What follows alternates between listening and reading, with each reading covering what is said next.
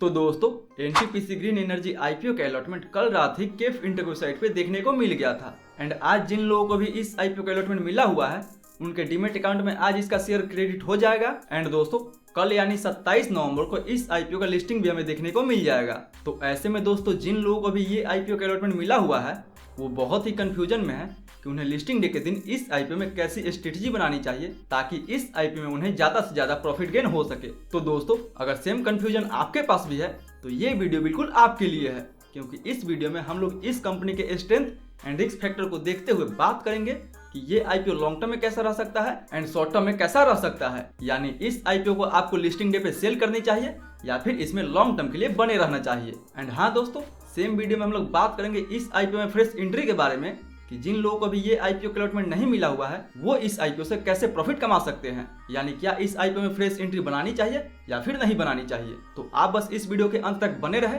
ताकि आपको listing day के दिन इस आईपीओ के साथ क्या करनी चाहिए उसका एक क्लियर पिक्चर मिल सके। तो फिर चलिए बिना आपका समय गवाए सीधा वीडियो में आगे बढ़ते हैं और सबसे पहले बात कर लेते हैं इस आईपीओ के लेटेस्ट जीएमपी के बारे में।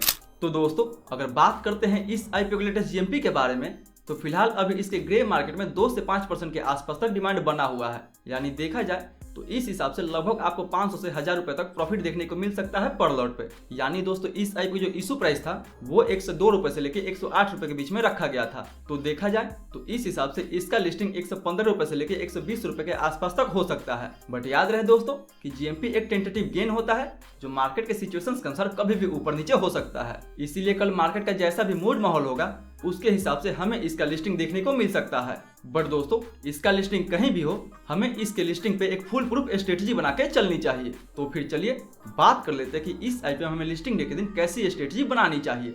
तो दोस्तों लिस्टिंग डे स्ट्रेटजी में हम सबसे पहले बात करेंगे कि ये जो आईपीओ है वो लॉन्ग टर्म में कैसा परफॉर्म कर सकता है ताकि इस आईपीओ में उनको भी प्रॉफिट हो सके जिनको भी इसका अलॉटमेंट नहीं मिला हुआ है। यानी क्या जिनको भी इस आईपीओ में अलॉटमेंट नहीं मिला हुआ है वो इस आईपीओ में फ्रेश एंट्री बना सकते हैं या फिर नहीं बना सकते हैं।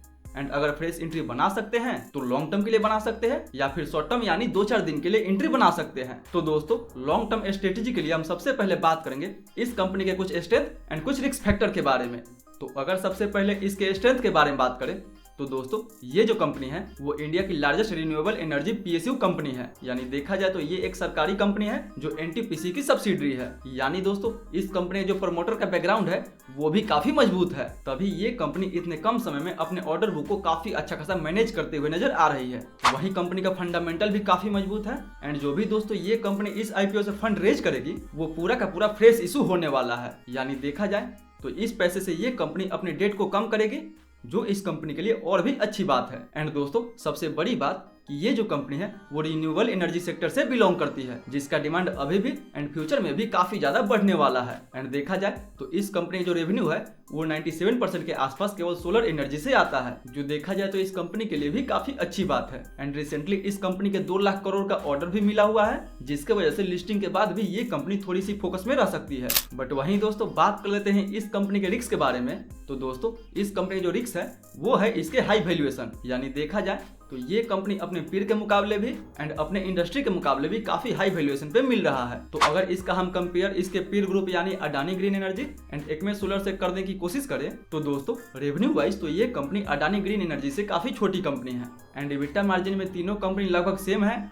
बट वहीं अगर प्राइस टू सेल्स रेशियो के बारे में बात करें तो दोस्तों सबसे ज्यादा price to sales ratio NTPC Green Energy का है जो ऑलमोस्ट 46 टाइम्स के आसपास है। यानी देखा जाए तो इसके 1 रुपए के अर्निंग पे इन्वेस्टर्स 46 रुपए पे करने के लिए रेडी है, जो Adani green energy and Acme solar से कहीं ज्यादा है। यानी दोस्तों ये कंपनी अपने पीर ग्रुप के मुकाबले भी एंड अपने इंडस्ट्री के मुकाबले भी काफी हाई वैल्यूएशन पे मिल रही है। क्योंकि अगर इस कंपनी के पी रेशियो के बारे में बात करें तो इसका पी रेशियो ऑलमोस्ट 265 के आसपास है, जो देखा जाए तो इसके इंडस्ट्री पी से कहीं ज्यादा है एंड इसके पीर ग्रुप से भी कहीं ज्यादा है। सो अगर इस सिचुएशंस में बात करें कि क्या हमें इस आईपीओ में फ्रेश एंट्री बनानी चाहिए या फिर नहीं बनानी चाहिए, तो दोस्तों अगर आप केवल लॉन्ग टर्म के लिए एंट्री बनाना चाहते हैं कि इस आईपीओ में आपको 2 से 3 साल का व्यू बना के इसमें इन्वेस्ट करना है तो आप बिल्कुल इसमें लॉन्ग टर्म के लिए जा सकते हैं। क्योंकि दोस्तों जिस तरह से साल दर साल कंपनी का अर्निंग बढ़ रहा है उस हिसाब से फ्यूचर में हमें इस आईपीओ में और भी ग्रोथ देखने को मिल सकता है। बट वहीं अगर शॉर्ट टर्म के बारे में बात करें तो दोस्तों रिसेंटली इस कंपनी को अभी 2 लाख करोड़ का ऑर्डर भी मिला हुआ है। यानी जब इस कंपनी का आईपीओ ओपन हुआ था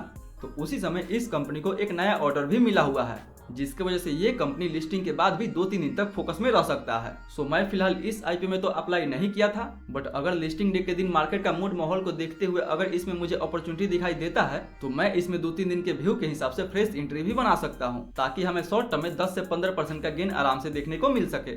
बट वहीं दोस्तों अब बात करते हैं उनके लिए कि जिनको भी इस आईपीओ का अलॉटमेंट मिला हुआ है उन्हें क्या करना चाहिए। क्या उन्हें इस आईपीओ को होल्ड करनी चाहिए या फिर लिस्टिंग डे के दिन ही सेल करके निकल जानी चाहिए। तो दोस्तों अगर आप इस आईपीओ में केवल शॉर्ट टर्म के लिए अप्लाई किए थे तो शॉर्ट टर्म में आपको इस आईपीओ में जो भी मिले वो आप लेके इस आईपीओ से निकल सकते हैं, क्योंकि दोस्तों मार्केट में बहुत सारे ऐसे इन्वेस्टर्स होते हैं जो हर आईपीओ में केवल शॉर्ट टर्म के लिए ही अप्लाई करते हैं, यानी लिस्टिंग डे के दिन उन्हें जो भी मिले वो इस आईपीओ से बुक कर सकते हैं। बट वहीं कुछ लोग ऐसे भी होंगे जो इस आईपीओ में केवल लॉन्ग टर्म के लिए अप्लाई किए होंगे। तो दोस्तों अगर आप भी इस आईपीओ में लॉन्ग टर्म के लिए अप्लाई किए हैं तो आप इस आईपीओ में लॉन्ग टर्म के लिए बिल्कुल बने रह सकते हैं। हो सकता है कि शॉर्ट टर्म में हमें इसमें थोड़ी सी गिरावट भी देखने को मिल सके, बट अगर आपको इस कंपनी के फंडामेंटल पे एंड इसके फ्यूचर ग्रोथ पे भरोसा है तो आप बिल्कुल इसमें 2 से 3 साल का व्यू बना के लॉन्ग टर्म के लिए बने रह सकते हैं। क्योंकि दोस्तों शॉर्ट टर्म में तो इसमें हमें अप्स डाउन्स देखने को मिल सकता है, बट ओवरऑल लॉन्ग टर्म के लिए तो ये सेक्टर काफी अच्छा रहने वाला है। सो अगर आप भी लॉन्ग टर्म के लिए अप्लाई किए हैं तो बिल्कुल आप लॉन्ग टर्म के लिए इस आईपीओ में बने रह सकते हैं। बट दोस्तों लिस्टिंग डे के दिन कोई भी डिसीजन आपको जल्दीबाजी में नहीं बनानी है। आपको सबसे पहले इस आईपीओ के ओपनिंग प्राइस को देखना है, प्री आईपीओ सेशन में ही इसके वॉल्यूम को अच्छे से एनालाइज करना है एंड उसके बाद ही इस आईपीओ में आपको कोई भी डिसीजन लेनी चाहिए। एंड दोस्तों अगर आप भी हमारे साथ मिलकर इसके प्राइस एंड वॉल्यूम को प्री मार्केट में ही अच्छे से एनालाइज करना चाहते हैं तो उसके लिए आप हमारे टेलीग्राम ग्रुप से जुड़ सकते हैं, जहां पे हम लोग हर आईपीओ के प्री मार्केट सेशन में ही उसके प्राइस एंड वॉल्यूम को अच्छे से एनालिसिस करते हैं एंड ये देखने की कोशिश करते हैं कि लिस्टिंग के बाद ये आईपीओ सीधा ऊपर जा सकता है या इसमें हमें सेलिंग देखने को मिल सकता है। सो मेक श्योर कि इस आईपीओ के प्राइस एंड वॉल्यूम के एनालिसिस के लिए हमारे टेलीग्राम ग्रुप से जुड़ना ना भूले, जिसका लिंक आपको नीचे डिस्क्रिप्शन बॉक्स में दिया गया है। सो दोस्तों ये तो था मेरा पूरा व्यू इस आईपीओ के लिस्टिंग डे स्ट्रेटजी को लेके। आपका क्या व्यू है और कौन कौन इस आईपीओ को लॉन्ग टर्म के लिए होल्ड करने वाला है एंड कौन कौन इस आईपीओ को लिस्टिंग डे के दिन ही सेल करने वाला है, वो हमें नीचे कमेंट करके जरूर बताएं। तो आई होप दोस्तों आज का वीडियो आपको काफ़ी इन्फॉर्मेटिव लगा होगा। अगर वीडियो अच्छा लगे तो वीडियो को लाइक करें, चैनल को सब्सक्राइब करें एंड जो भी आपका सवाल है मेक श्योर के नीचे हमें कमेंट करके पूछना ना भूलें। मैं कोशिश करूंगा कि आपके कमेंट का 20 मिनट के अंदर रिप्लाई दे सकूं। फिर मिलते हैं किसी अगले वीडियो में, तब तक के लिए सेफ इन्वेस्टिंग।